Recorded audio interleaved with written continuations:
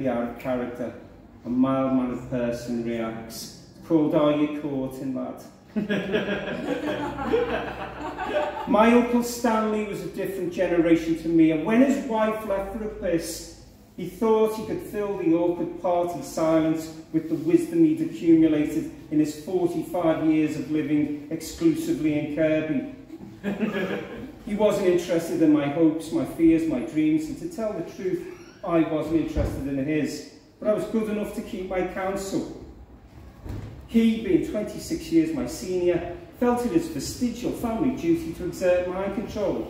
"Are you caught yet, lad?" he asked, neglecting to use my name because he wanted to prove his manliness by watching my discomfort.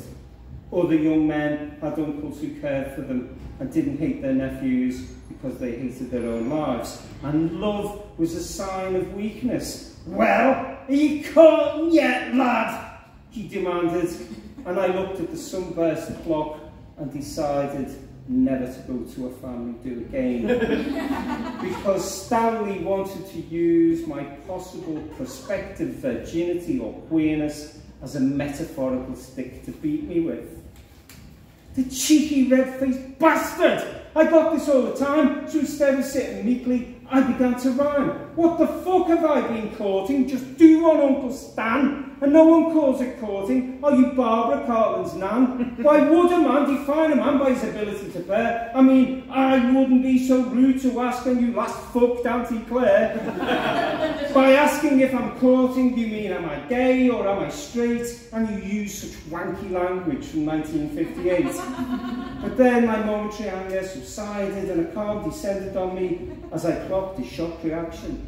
"Stanley, I'm not an animal," I told him, "and I'd much prefer it if you didn't objectify me. I'm not here to be observed as if I have no feelings or I'm just a part of your moth-eaten world. You're just a part of my beautiful world. I'm not sort of priapic David Attenborough Galapagos tortoise seeking to vent my semen and foster another generation like you." It was too much for a simple proto-Brexit Red Wall Tory voting psychic to absorb.